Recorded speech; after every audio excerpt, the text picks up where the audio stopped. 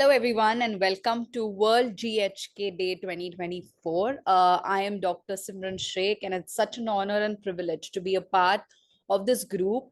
GHK, the mentors, and everybody, we've been through a constant process of learning, and I am glad that there is a platform where we all come together and share our experiences with GHK. This only helps us tackle our diseases and manage our body very well. So I'm so glad to be here. The topic I've chosen today is diabetes mellitus. Diabetes mellitus is one of the most common disease disorder that we find in today's world. And here in this lecture, I think my focus is going to be that we throw some light upon what Dr. Hammer's approach was towards diabetes mellitus and how we can treat and cure ourselves through this disease without being on lifelong medications. Okay. So moving ahead, this is a disclaimer. Please, you can read it yourself.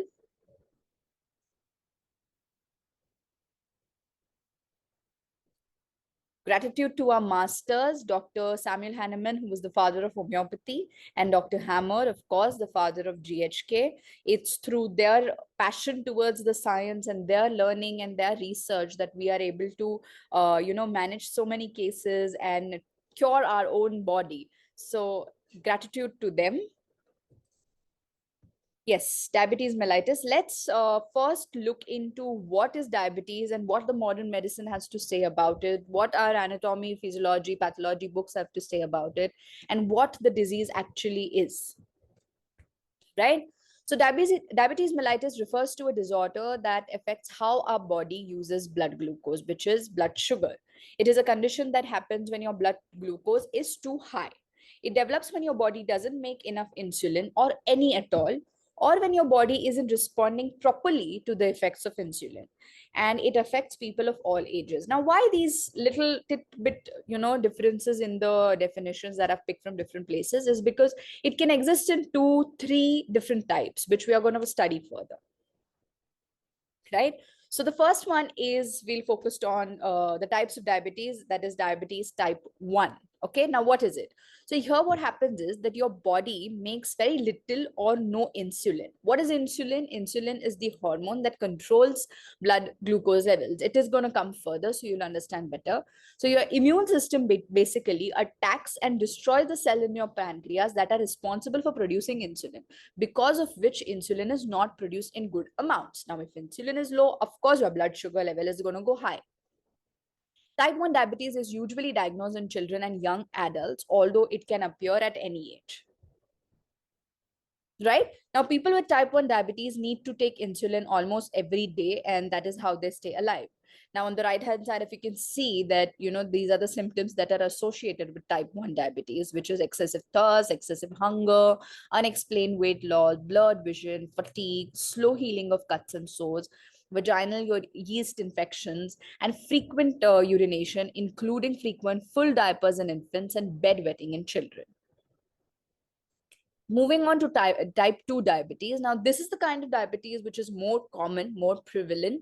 And the reason is because it is usually linked to our lifestyle and how much of an exercise or how much of the food is in control. Hence, it is a more common type of diabetes, right? Yeah, the cells in your body don't use insulin properly. The pancreas may be making insulin, but it is not making enough insulin to keep your blood glucose level in the normal range. Now, type 2 diabetes is the most common type of diabetes, like I said, and you are more likely to develop type 2 diabetes if you have risk factors, such as if you are already overweight or obese. That is, if you're already, like I said, your diet and regimen is not proper, and or there could be a family history of the disease. You can develop type 2 diabetes at any age, even during childhood. Okay. The symptoms again: increased thirst, unexplained weight loss, increased hunger, fatigue, slow healing, numbness in the hands and feet, blurred vision, frequent urination, and dry skin. Because the effect, like even in type 1 and even in type 2, the end product is increased blood glucose level. Hence, the symptoms are more or less the same. It's just a little difference here and there, and it is the difference lays majorly in the pathology or the cause of why there is high blood glucose levels, right? So Another type of diabetes is gestational diabetes. Now, in many of such cases that we see that there are mothers who only develop high blood glucose level during their pregnancy. So when they are pregnant, during the routine tests and everything, the sugar levels are high. And in most of the cases, once the baby is delivered and they go through the period of lactation, after that, the blood sugar levels come back to normal. But in many cases, it is also seen that after pregnancy, like it starts as gestational diabetes, but it also prolongs for a very long time, and the blood glucose levels stay high for a long time in that female. So most of the time, this diabetes goes away after the baby is born, like I said. And if you have had gestational diabetes, you have a higher chance of developing type 2 diabetes. So it may start as a gestational diabetes, and then the sugar might not come down because it develops or converts into type 2 diabetes. Other types of diabetes, so there are two other areas where we've seen like a cause of the diabetes might exist according to modern medicine. So one is it is a lesson. Of course, these are very rare types of causes that might cause diabetes, right? So it is called monogenic diabetes, and it is caused by changes in the gene. So it can come in a form of genetic basis, or there is another one where you have done a surgery to remove the pancreas, or there is a history of cystic fibrosis or pancreatitis. If these conditions exist, it can also act as a precipitating factor towards diabetes, right? So now this is what modern medicine explains about diabetes, right? We've seen the symptoms of diabetes, which are more or less the same. The triad, like, when a patient comes to you, and if the patient is not, mostly, if you have a person coming to you, the person has probably done the test and the HbA1c and your blood fasting pp, your random, somewhere it is already detected. That's a different case, and that's one of the that's the common part of it. But in some cases, if the patient comes to you and the diabetes is not detected, so we've been taught that the signs of diabetes, that there should be delayed wound healing, tingling, numbness, and the three most common signs is increased thirst, increased appetite, and frequent urination. A person who was not going rushing to the bathroom very frequently is now rushing in very fast, and even in the night he's getting up to go to the bathroom. That's an alarming sign, and that could be one of the cause of diabetes. We've seen the types of diabetes, and we've seen why it happens, right? Now this is all according to modern medicine, and this is what we have all learned, right? But why diabetes occurs? Why would we say that is there a family history, and what was Dr. Hammer's approach towards this is what is going to be our further lecture, right? So GHK helps us explain the exact cause of diabetes, right? And why is it happening? And they say that the insulin, in the type 1, the immune system attacks itself, or in the type 2, the response is not enough, the insulin glucagon balance is disturbed. But why in that person did that set in the first place?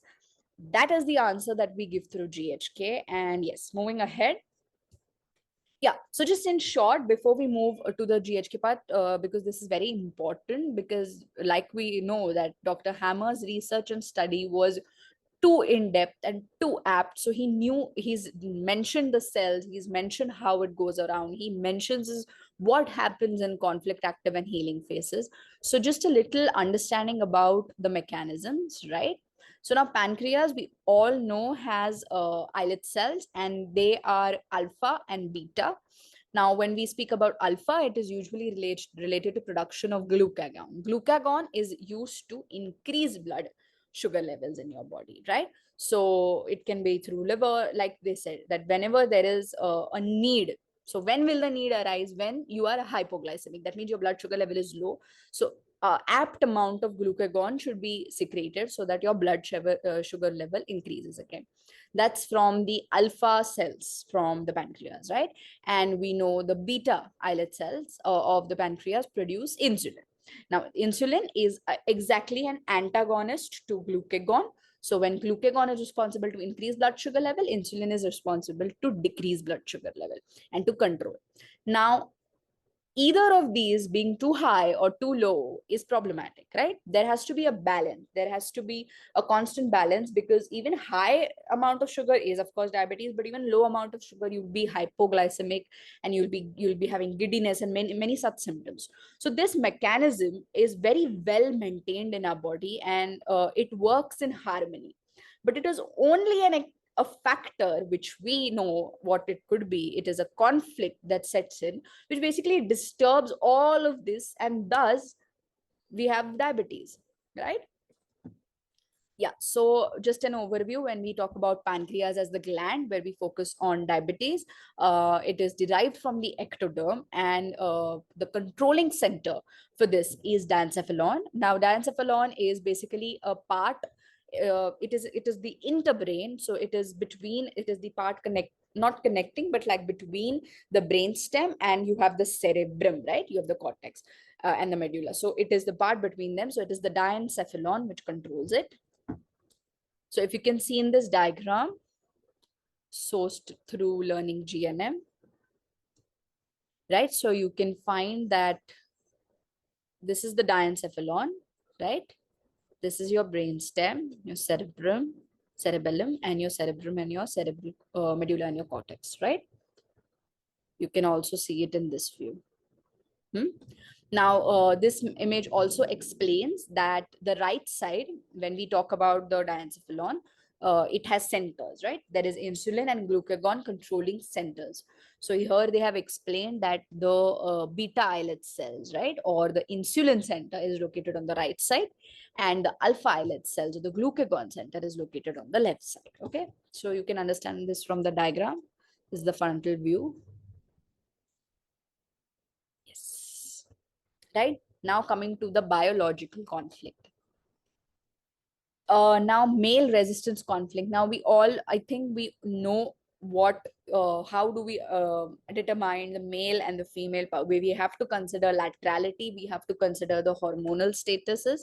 If you go and if you read about it, you will be very clear with the point. So when we talk about males here in diabetes, it is a resistance conflict. Now what is resistance?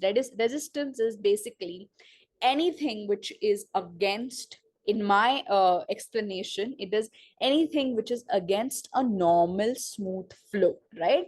So if you are planning to do this, and you have decided this, and there is a flow of events, or like a cascade of events that has to happen, and anywhere there is a resistance, or like something that is going against the flow that we say.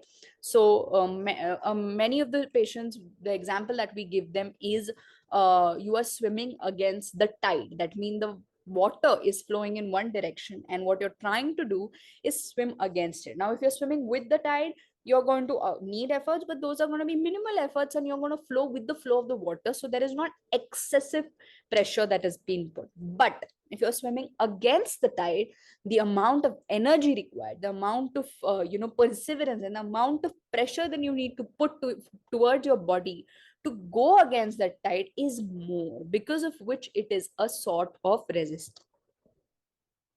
A resistant conflict is a strong opposition, right, against a person, against a situation. Now this can be at work, at home, at school, in a relationship, against an institution, against decisions made over one's head, or being forced to do something against one will. My will is that I want to go in this direction, I want to go in this direction.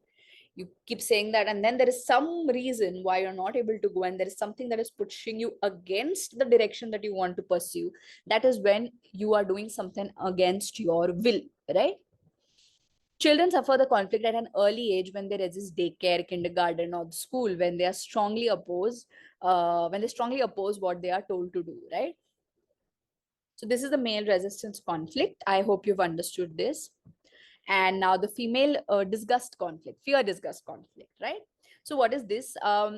When we talk about the male and the female in terms of GNM, no, it is very similar, but there is a difference also, right? So when a fear disgust is basically a combination of fear, fright with disgust. That means that you are in a situation that disgusts you completely, but out of fear, or because you are scared of a situation, or because there is something that is not happening according to your will, but you are forced to be in that place, and that's why you have a lot of disgust and a fear that you might leave that, you would, someone would make you leave that place, or you'd be in a situation where you don't want to be. So it's fear and disgust coming together basically, right? So you are in a disgusting situation, there is some sort of disgust or a very bad feeling against something, and you are in that situation maybe because of fear, right? That is when we talk about fear, disgust, conflict.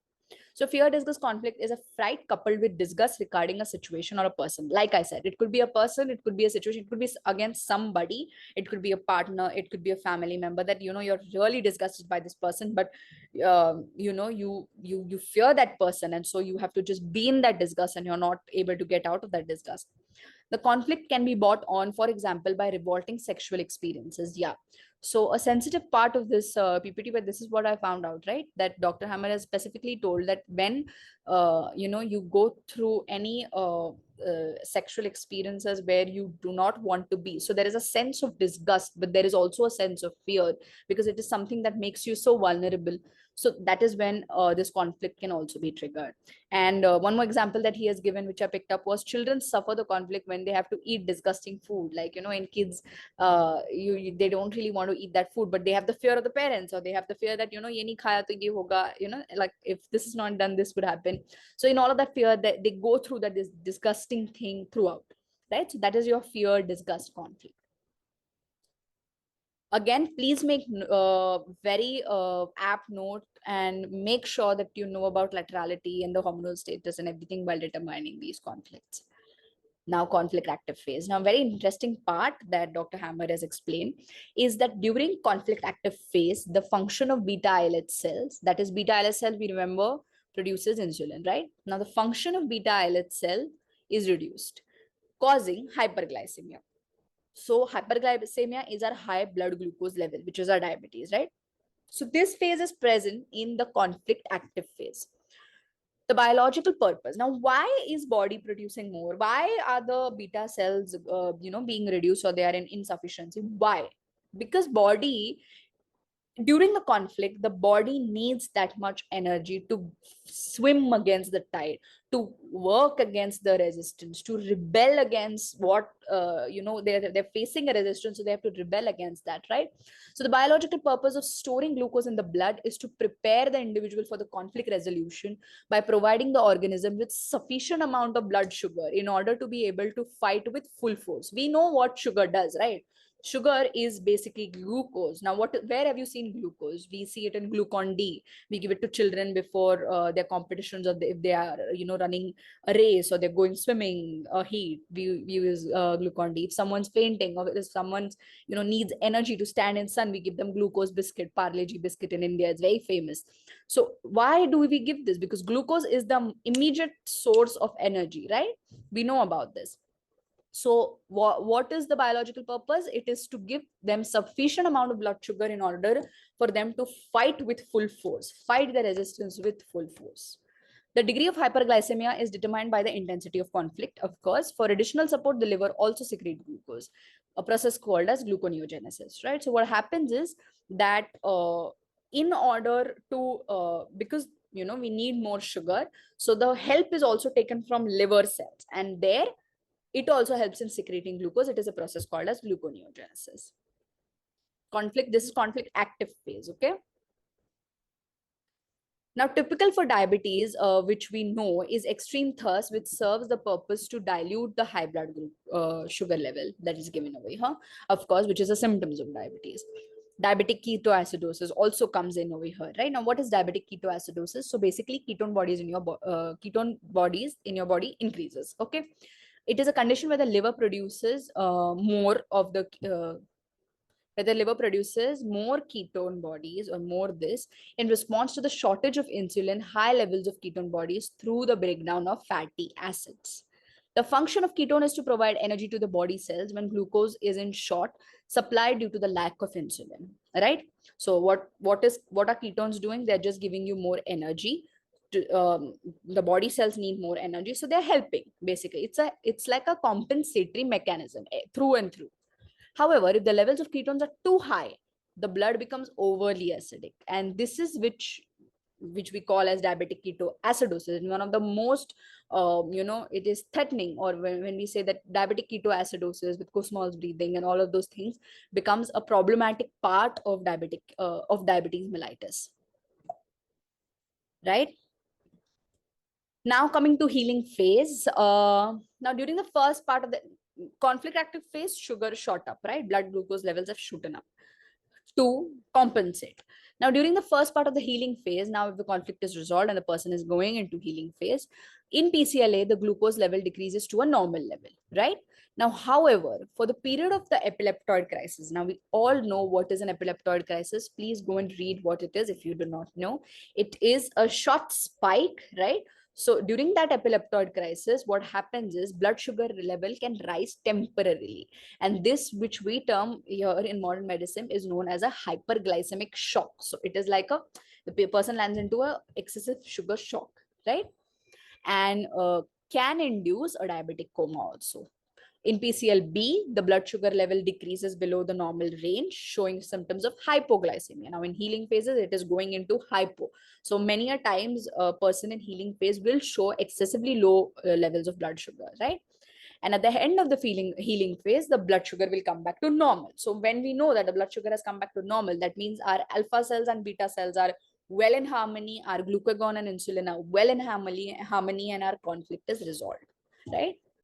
So let's see an example through a very short case. The reason I've chosen this case is to show that how fast can we cure diabetes and how fast can we manage diabetes mellitus with the help of the knowledge of GHK. Whereas we've seen in our regular lives that people are on medicines throughout their lives till the time they die, and they first start with anti-diabetic medicines, and then the power goes on increasing, then you shift to insulin, artificial insulin, the units of the insulin go on increasing, and then it's just there's a never ending cycle. So here we are going to see how we managed a case because we had the knowledge of GHK, right? So a 46-year-old female, Mrs. AP, came to us. She lives in Nashik itself, and her occupation is she's basically a nurse.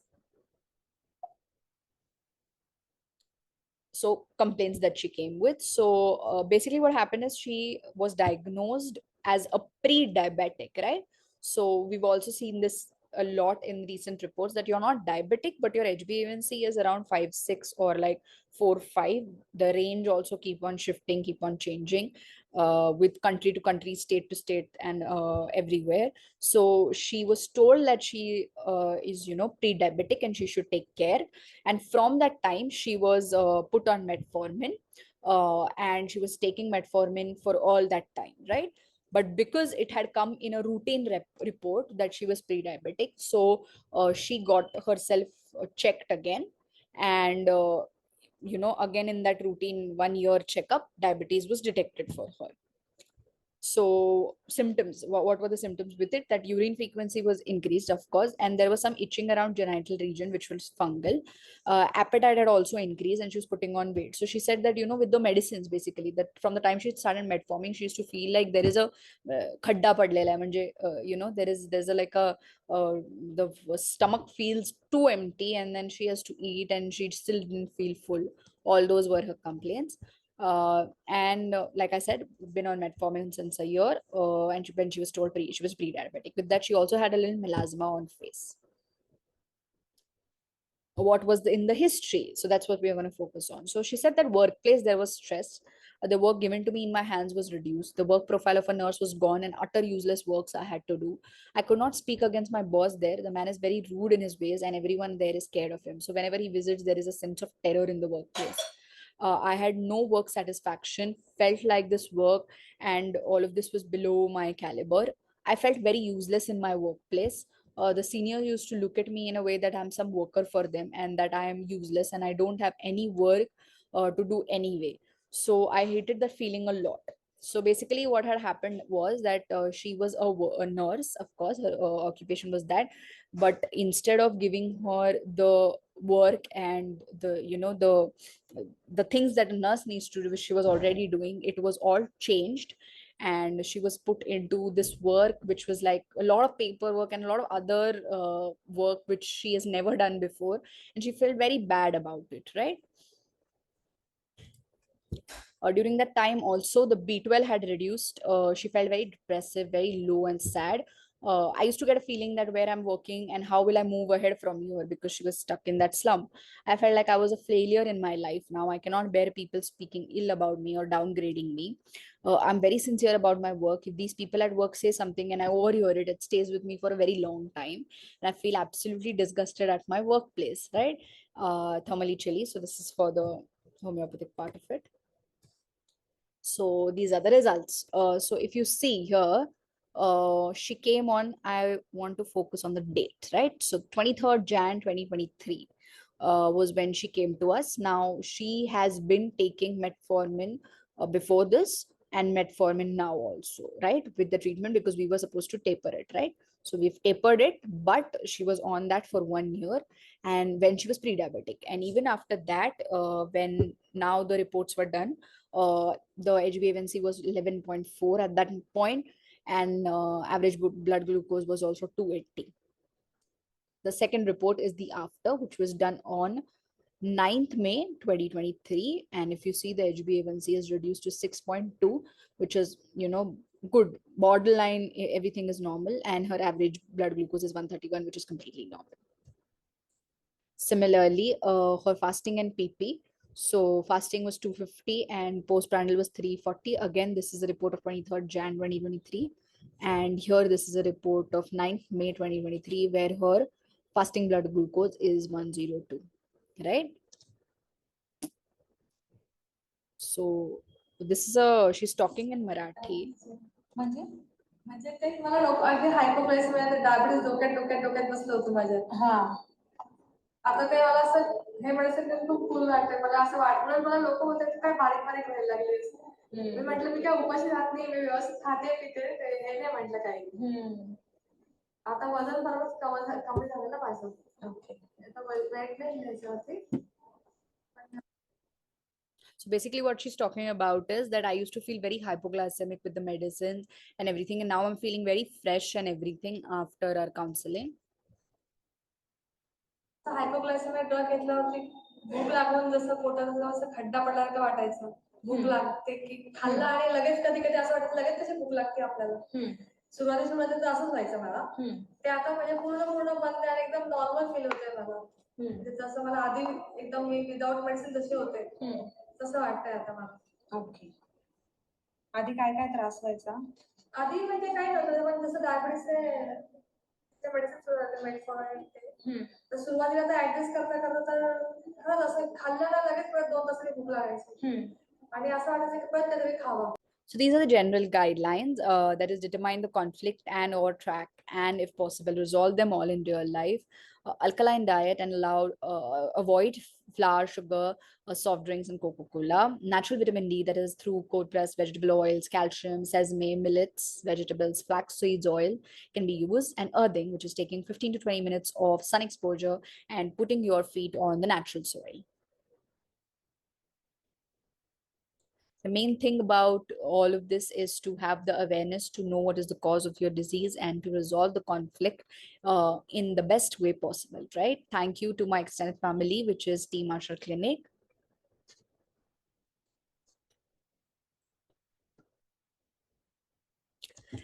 Thank you so much. I hope that whatever was a part of this PPT was understood, is clear. If there are any questions, of course, there are ways that you can contact us and ask us more about it. And thank you so much again for the opportunity. And it was a great honor to be here.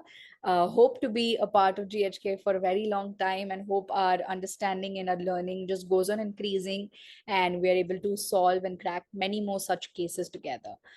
Thank you.